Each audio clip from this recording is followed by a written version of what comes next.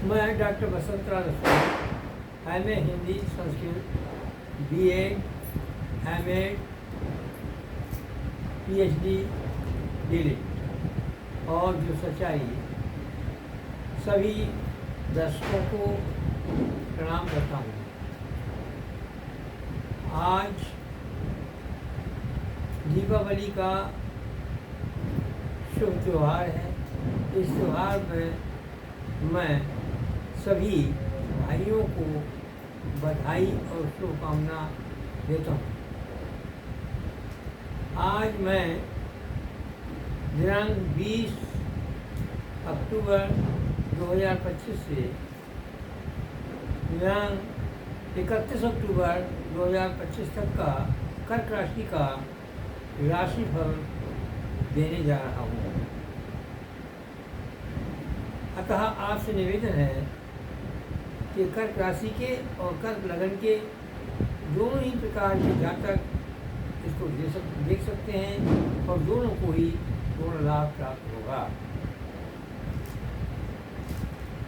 आशा है कि कर्क राशि के लोग बहुत जल्दी उन्नति के शिखर पर पहुँचेंगे। आज के गोचर के अनुसार ये फल मैं आपको बता रहा हूँ। सबसे पहले जन्मपत्री में केतु पर बात करता हूँ। केतु पंचम भाव में सूर्य की राशि सिंह पर। राहु केतु की विशेषता है कि उनकी ना कोई राशि है और ना कोई ग्रह है। वे उस राशि के अनुसार फल देते हैं जिस पर वे बैठते हैं और उस ग्रह के अनुसार फल देते हैं जिसमें वे रहते हैं, तथा जो ग्रह उन पर दृष्टि प्राप्त करता उसके अनुसार ही फल देते हैं। तो इस प्रकार से हमें केतु के फल को देखना है। केतु द्वितीय भाव में जो विद्या, वाणी और कुटुंब का स्थान कहलाता है। केतु कुछ विकार तो उत्पन्न करते ही हैं, अतः बोलने में कटुता ला सकते हैं। संतान से कुछ विचार भिन्नता भी हो सकती है। ये दोष जो है थोड़ा हानिकारक है, परंतु घबराने की आवश्यकता नहीं है। यहाँ पर सबसे बड़ी बात ये है कि केतु दो शुभ ग्रहों के मध्य होने से शुभ मध्य है। केतु के एक तरफ शुक्र हैं और दूसरी तरफ गुरु हैं। गुरु और शुक्र के बीच में होने से इसकी अशुभता नष्ट हो गई है। जो इसमें कहा जाता है सत्य संग जा दो स्वभाव। किसी व्यक्ति में संगति से दो स्वभाव उत्पन्न होते हैं। अतः केतु के अशुभ होने पर भी ये शुभ ग्रहों के मध्य होने से अपनी अशुभता छोड़ चुका है। केतु जो है वो वाणी में दोष तो रहता ही है, लेकिन इसको दूर करने के उपाय भी हैं। जातकों से निवेदन है कि शनिवार को वे किसी कुत्ते को रोटी या जो अन्य चीज कुत्ता खा ले उसे वो खिलाया करें, तो उनके केतु जनित दोष नष्ट हो जाएंगी। देखिए एक और इसमें बात है कि केतु से सूर्य, बुध और मंगल तृतीय स्थान पर हैं।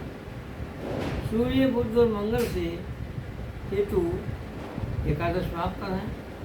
अतः यहाँ पर केतु और सूर्य, बुध, मंगल के बीच में मित्र भाव आ गया है। ऐसी दृष्टि में केतु बहुत हानि नहीं कर सकते हैं। उनकी हानियों का शमन हो रहा है। फिर भी मैंने जो आपको उपाय बताया है वो आप अवश्य करते हैं। इसके बाद हम आते हैं शुक्र पर। शुक्र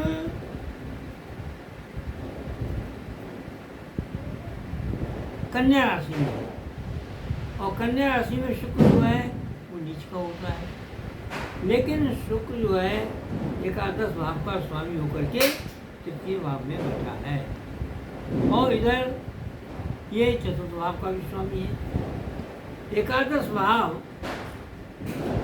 एक अशुभ भाव है और तृतीय भाव भी अशुभ भाव है, अतः तृतीय अशुभ एकादश अशुभ भाव का स्वामी शुक्र तृतीय भाव में अशुभ भाव में आ गया है, अतः यहाँ पर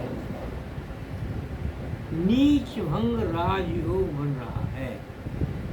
इस तरह से शुक्र जो है शुभ फल देंगी। शुक्र की दृष्टि शनि पर है 7वीं, और शनि की 7वीं दृष्टि शुक्र पर है। ये दोनों आपस में मित्र हैं और दोनों दूसरे को बल देंगे। शनि बृहस्पति की राशि मीन में है, और एक नियम है कि बृहस्पति की राशियों में शनि कभी हानि नहीं करता है। शनि वैसे भी धर्म भाव में है, इसलिए धर्म भाव में होने से किसी भी अशुभ ग्रह की अशुभता नष्ट हो जाती है, तो शनि का भी शुक्र भाव शुक्र में पड़ेगा।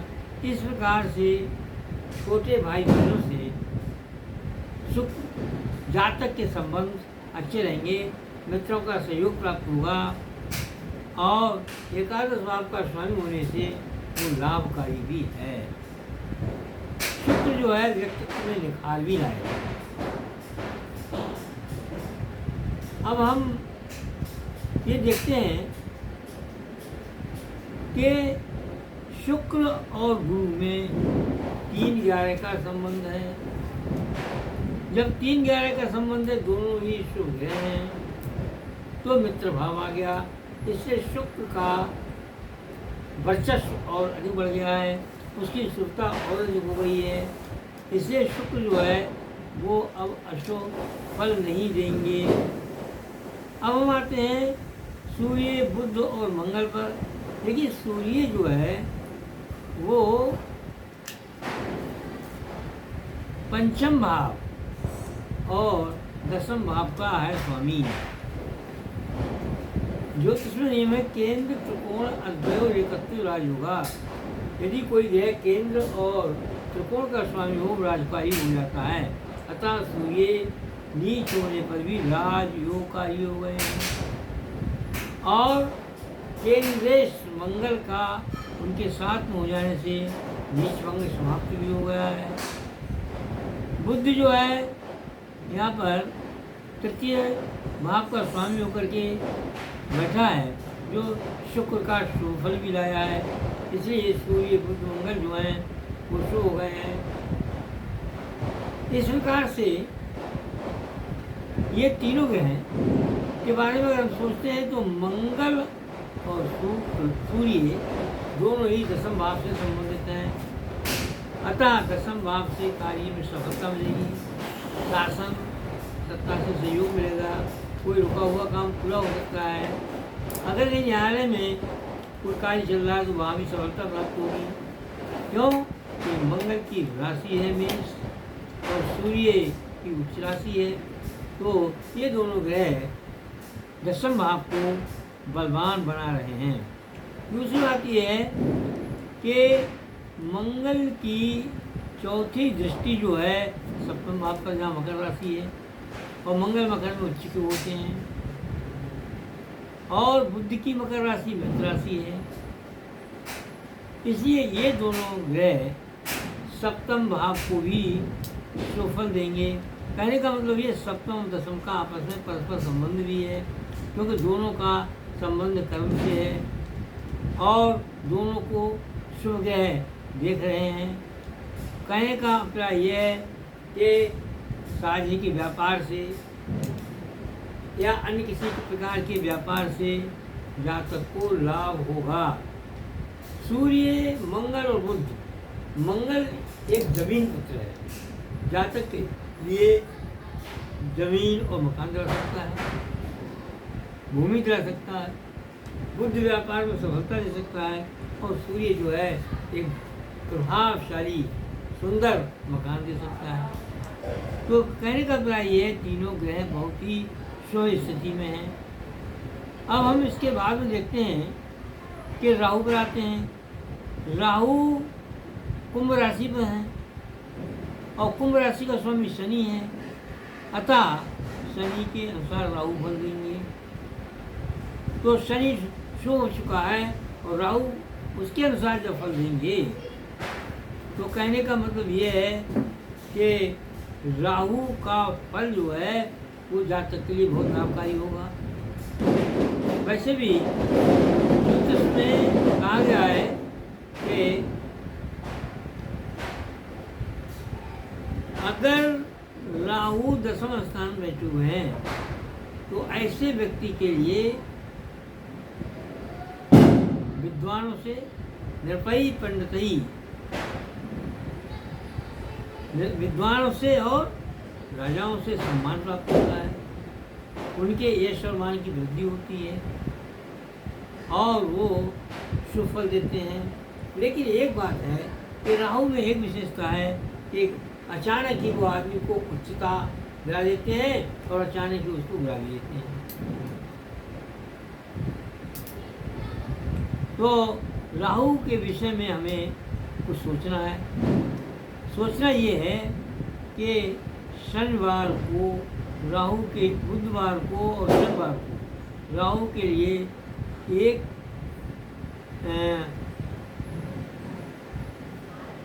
मुट्ठी चावल कबूतरों को खिलाएं या अन्य पक्षियों को खिलाएं। ऐसा करने से ये सारे अपराध से दूर हो सकते हैं। एक दूसरा उपाय भी है कि आटे की 11 गोलियां बनवा करके शनिवार को नदी या तालाब में डलवाएं, तभी राहु का दोष खत्म हो जाएगा। तीसरा उपाय ये है कि अपनी चारपाई पर घड़ी के नीचे या गद्दा के नीचे लंबा लंबा मोर का पंख बिछाएं और जिस कमरे में सोते हैं उसमें मोर का पंख लगाएं तो राहु का दोष खत्म हो जाएगा। राहु के दोष से आप बच सकते हैं। अब बात होती है कि हम आते हैं शनि पर। पहले बता चुके हैं, शनि जो है मीन राशि में, जो गुरु की राशि है, कभी अशुभ फल नहीं होता। ज्योतिष का नियम यह है कि त्रिकोण में कोई भी अशुभ उड़ा करके अपनी शुद्धता छोड़ देता है। तो कहने का मतलब ये है शनि बिल्कुल शुद्ध हो चुके हैं। ये तो रही पहली बात कि उनकी शुद्धता हो चुकी है। और दूसरी बात यह है कि केंद्र के स्वामी हैं शनि, मकर राशि के सप्तम भाव में मकर राशि है, उसके स्वामी शनि हैं और वो जो है वो त्रिकोण बैठे हुए हैं, तो इसलिए राज योग बन रहा है। तो शनि जब राजयोगकारी हो गए तो ये शुभ फल देने के लिए बाध्य हो गए। शनि जो है तृतीय भाव को देख करके जहाँ पर उनके मित्र राशि वृष है, इसीलिए वृष राशि को भी शुभ फल देंगे, अर्थात लाभ बढ़ाएंगे। हालांकि वो लाभ जो है धीरे धीरे बढ़ सकता है। लाभ जो है वो काली वस्तुओं से हो सकता है। लाभ किसी के कहना चाहिए कि वाणी से भी हो सकता है। लाभ जो है धर्म कर्म करने से भी हो सकता है। तो लाभ तो अवश्य ही प्राप्त होगा। और उधर शुक्र जो है वो उसका भी थोड़ा असर शनि पर पड़ेगा, इसलिए किसी प्रकार के साहित्य और संगीत के क्षेत्र में ख्याति भी प्राप्त हो सकती है। ये जो है आपके कॉमर्स या वीडियो या वायरल वर्क, इनमें भी जातक को लाभ प्राप्त हो सकता है। तो कहने का मतलब ये है कि ये सब ग्रह बहुत शुभ है। अब हम सबसे बड़े ग्रह पर आते हैं जो जिसके विषय में कहा गया है, एको जीवा एदा लग्ने सर्वे होगा सदा सुखा। अगर अकेला गुरु लगन में उच्च का होकर बैठ जाए तो कुंडली के सारे दोषों को खत्म कर देता है। गुरु की पंचम दृष्टि जो है वो वृश्चिक राशि पर पंचम भाव में है और जिसके स्वामी राजयोगकारी हैं, मंगल हैं, तो मंगल भी पंचम भाव को बलवान कर रहे हैं, गुरु भी बलवान कर रहे हैं। तो विद्या बुद्धि और संतान में वृद्धि होगी, बुद्धि तीव्र होगी, संतान की उन्नति होगी। यदि संतान होने को है तो पुत्र की प्राप्ति भी हो सकती है। दूसरे वृश्चिक राशि पर जब गुरु का प्रभाव है तो शासन और सत्ता से भी संपर्क हो सकते हैं, क्योंकि मंगल राजयोगकारी है। शासन से में कोई मुकदमा चल रहा है, उसमें विजय हो सकती है। और अगर आप कोई कार्य करते हैं तो उस कार्य में यश की प्राप्ति हो सकती है। फिर गुरु की सप्तम दृष्टि जो है, गुरु उच्च के हैं, सप्तम दृष्टि सप्तम भाव पर है, यहाँ मकर राशि है। तो कहने का मतलब यहाँ पर पारिवारिक जीवन सुखी होगा, पत्नी अस्वस्थ है तो उनकी बीमारी दूर हो सकती है, व्यापार में लाभ होगा। क्योंकि दशम भाव ऐसा भाव है जिसका सप्तम से भी संबंध होता है और दशम भाव का लगन से भी संबंध है। और यहाँ पर सप्तम भाव पर सूर्य बुध और मंगल का भी असर है और दशम का भी असर है। ऐसी स्थिति में कार्य व्यापार में वृद्धि होगी, मित्रों से सहयोग मिलेगा, परिवार में सुख और शांति रहेगी। अब हम आते हैं दशम भाव पर। दशम भाव मैंने बताया कि ये तो भाई इसका डायरेक्ट संबंध लगन से भी होता है और मेष राशि के स्वामी मंगल हैं और लगन में कर्क राशि है। तो मंगल और शनि का संबंध होने से धन की प्राप्ति संभव है। गुरु उच्च के हैं और गुरु उच्च के हैं तो वो लगन के लिए प्रभावी करेंगे ही, लगन को बल प्रदान करेंगे ही। और गुरु की दृष्टि से पंचम और सप्तम भाव को लाभ मिलेगा ही। अब आता है नवम भाव पर। नवम भाव पर गुरु की दृष्टि है जहाँ पर के मीन राशि है। स्वस्व भाव तो दृष्टो व सौम्य तस् तस् वृद्धि। यदि कोई ग्रह अपनी उच्च राशि में है और वो वहाँ से अपने भाव को देखता है जिसमें या तो उसकी राशि है या वो अपनी राशि के साथ बैठा हुआ है, तो ये समझ लीजिए उस भाव को भ्रमण कर देता है। कहने का मतलब ये है कि इस समय भाग्य जो है बहुत ऊंचाइयों में पहुँचेगा। एक तो गुरु की कृपा होगी और दूसरे शुक्र की भी कृपा होगी। तो इन दोनों की कृपा होने से ये समझ लीजिए कि कर्क राशि वालों का भाग्य जो है प्रस्फुटित हो जाएगा, खिले हुए कमल की बात सुगंध फैलाएगा, यश प्रतिष्ठा सम्मान मिलेगा, उन्नति भी हो सकती है, सर्विस में लाभ हो सकता है। सारे कार्य जो हैं, कोई भी ऐसा कार्य नहीं है जो गुरु दे नहीं सकता है। तो कहने का अभिप्राय ये है कि परिस्थितियाँ इस समय स्वीकार की हैं कि सब ग्रह जो हैं किसी न किसी रूप में लाभकारी हैं। कोई भी ग्रह ऐसा नहीं है जो कर्क राशि के जातकों को कहीं हानि पहुंचाने वाला हो। ऐसी स्थिति में पूर्ण विश्वास है कि व्यक्ति का विकास होगा, व्यक्ति उन्नति के शिखर पर पहुंचेगा, यश प्रतिष्ठा सम्मान मिलेगा, समय उसका बहुत अच्छा रहेगा। और उच्च के गुरु जो हैं सोने में स्वागत करने वाले हैं, तो ये और भी अच्छा है। अंत में मैं ये कहता हूँ कि कर्क राशि के जातक साहस और शौर्य के साथ कार्य करें, सफलता उनके द्वार को चूमेगी। धन्यवाद। सभी जातकों को नमस्कार।